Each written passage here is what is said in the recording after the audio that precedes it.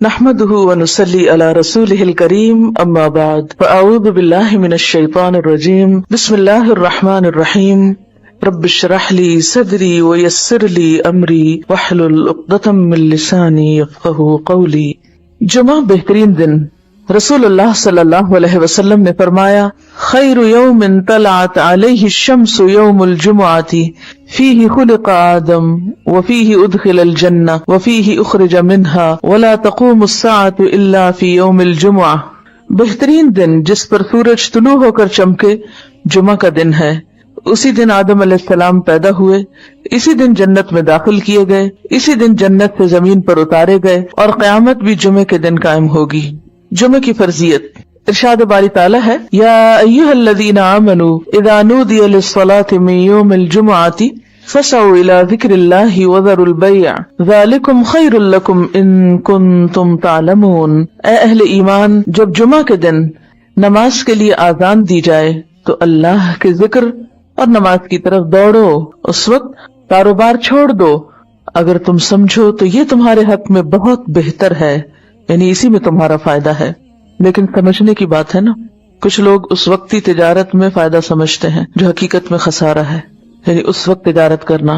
یا اس وقت دنیا کے کام کرتے رہنا اور اللہ کی پکار پر لبیک نہ کہنا۔ حضرت ابو الجعد دمری رضی اللہ عنہ سے روایت ہے کہ رسول اللہ صلی اللہ علیہ وسلم نے فرمایا، جو شخص سستی کی وجہ سے 3 جمعے چھوڑ دے تو اللہ تعالیٰ اس کے دل پر مہر لگا دیتا ہے۔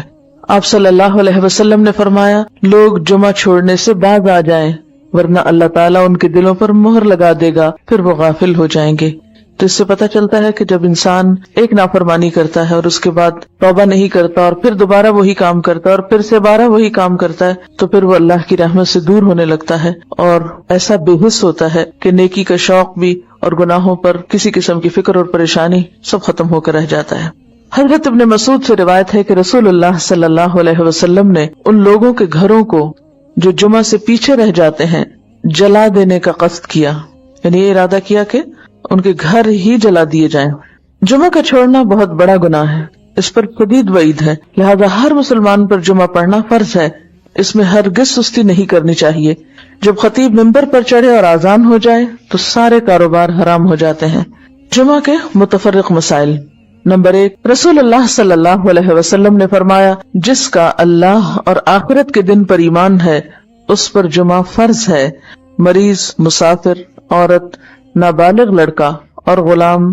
جمعہ کی فرضیت سے مستثنی ہے، یعنی ان پر جمعہ فرض نہیں، اگر چاہیں تو پڑھ لیں، نہیں تو ظہر کی نماز بھی کافی۔ نمبر 2، نبی صلی اللہ علیہ وسلم نے فرمایا، جو شخص جمعہ کے روز خوب اچھی طرح نہائے اور پا پیادہ یعنی پیدل مسجد میں جائے، امام کے نزدیک ہو کر دل جمی سے خطبہ سنے، یعنی ادھر ادھر غفلت کے ساتھ نہیں بلکہ پوری توجہ کے ساتھ اگلی صفوں میں بیٹھ کر، اور کوئی لغو بات نہ کرے، تو اس کو ہر قدم پر 1 برس کے روزوں کا اور اس کی راتوں کے قیام کا ثواب ہوگا، یعنی اتنا فضیلت والا عمل ہے اگر کوئی شخص پوری توجہ اور محبت اور شوق کے ساتھ کرے۔ حضرت سلمان فارسی رضی اللہ عنہ سے روایت ہے کہ رسول اللہ صلی اللہ علیہ وسلم نے فرمایا، جو شخص جمعہ کو نہائے اور جس قدر پاکی حاصل ہو سکے کرے، یعنی اپنے جسم کی بھی صفائی، اپنے بالوں کی، ہر چیز کی، پھر تیل یا اپنے گھر سے خوشبو لگائے جو بھی میسر ہو، یعنی تھوڑا اہتمام کے ساتھ نکلے، اور مسجد کو جائے، وہاں 2 آدمیوں کے درمیان راستہ نہ بنائے، یعنی لوگوں کی گردنیں نہ پھلانگے یا ان کو پریشان نہ کرے آگے جانے کے لیے، یعنی جہاں جگہ ملے وہیں بیٹھ جائے، پھر اپنے مقدر کی نماز پڑھے، پھر دوران خطبہ خاموش رہے، تو اس کے گزشتہ جمعہ سے لے کر اس جمعہ تک کے گناہ بخش دیے جاتے ہیں۔ اب یہاں پر گناہوں کی بخشش کس چیز کے ساتھ منسلک ہے کہ انسان اپنی ذات سے کسی کو تکلیف نہ دے، یعنی صرف اتنا نہیں کہ آپ خود شوق سے چلے ہیں نیکی کرنے، عبادت کرنے، اور اپنے شوق میں دوسروں کے لیے باعث اذیت ہیں، ایسا نہیں ہونا چاہیے۔ رسول اللہ صلی اللہ علیہ وسلم نے فرمایا، جو شخص غسل کر کے جمعہ کے لیے آتا ہے اور خطبہ شروع ہونے تک جس قدر ہو سکے نوافل ادا کرتا ہے، پھر خطبہ جمعہ شروع سے لے کر آخر تک خاموشی کے ساتھ سنتا ہے، تو اس کے گزشتہ جمعہ سے لے کر اس جمعہ تک اور مزید 3 دن کے گناہ معاف کر دیے جاتے ہیں۔ حضرت عبداللہ بن عباس رضی اللہ عنہ فرماتے ہیں، مسجد نبوی کے بعد جو سب سے پہلا جمعہ پڑھا گیا وہ بحرین کے گاؤں جوافہ میں عبد القیس کی مسجد میں تھا۔ اس سے کیا پتہ چلتا ہے کہ جمعہ صرف بڑے شہر میں نہیں بلکہ گاؤں وغیرہ میں بھی پڑھا جا سکتا ہے، یا جہاں بھی لوگوں کی آبادی ہو، اکٹھے رہتے ہوں، وہاں پر جمعہ پڑھنا چاہیے، یہ جمعے کا اہتمام کیا جانا چاہیے۔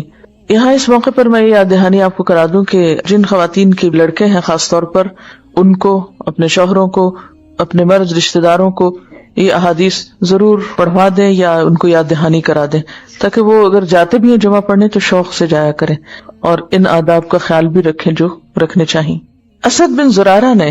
نقی الخدمات کے علاقے میں بنو بیازہ کی بستی حزم النبیت جو مدینہ سے 1 میل کے فاصلے پر تھی اس میں جمعہ قائم کیا۔ حضرت عبداللہ بن عمر مکہ اور مدینہ کے درمیان بسنے والے لوگوں کو جمعہ پڑھتے دیکھتے تو اعتراض نہ کرتے۔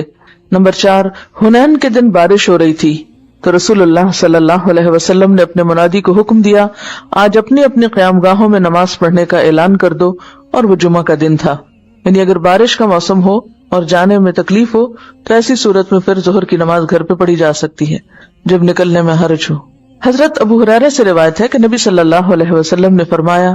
آج کے دن 2 عیدیں، عید اور جمعہ اکٹھی ہو گئی ہیں، جو شخص صرف عید پڑھنا چاہے اسے وہ کافی ہے، لیکن ہم عید اور جمعہ دونوں پڑھیں گے۔ یعنی اگر ایک ہی دن میں 2 چیزیں ہوں تو ایک کی رخصت ہے، یعنی عید پڑھنا کافی ہے، جمعہ جو ہے اس کی بجائے ظہر کی نماز بھی پڑھی جا سکتی ہے، لیکن آپ صلی اللہ علیہ وسلم نے پھر بھی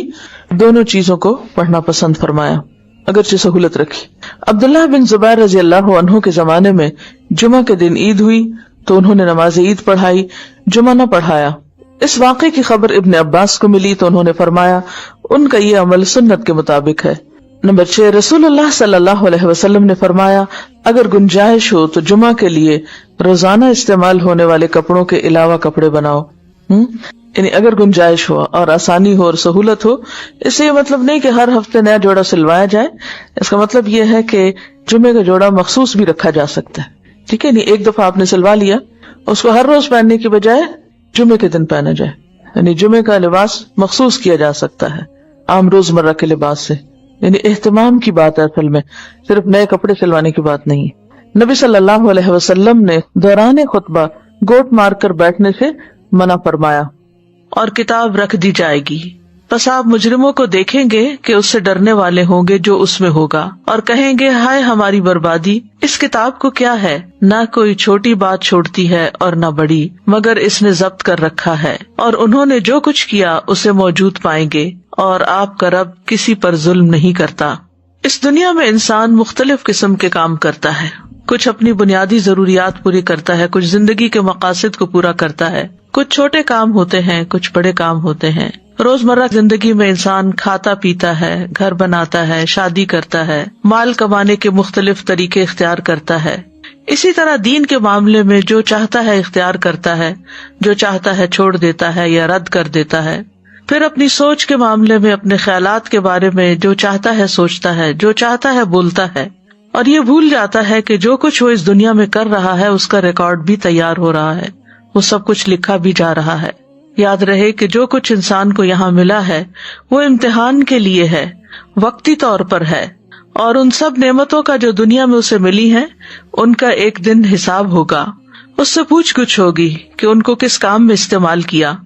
اس وقت انسان کو شدت سے احساس ہوگا کہ یا لیتنی قدمت لحیاتی، اے کاش کہ میں نے اپنی زندگی کے لیے کچھ آگے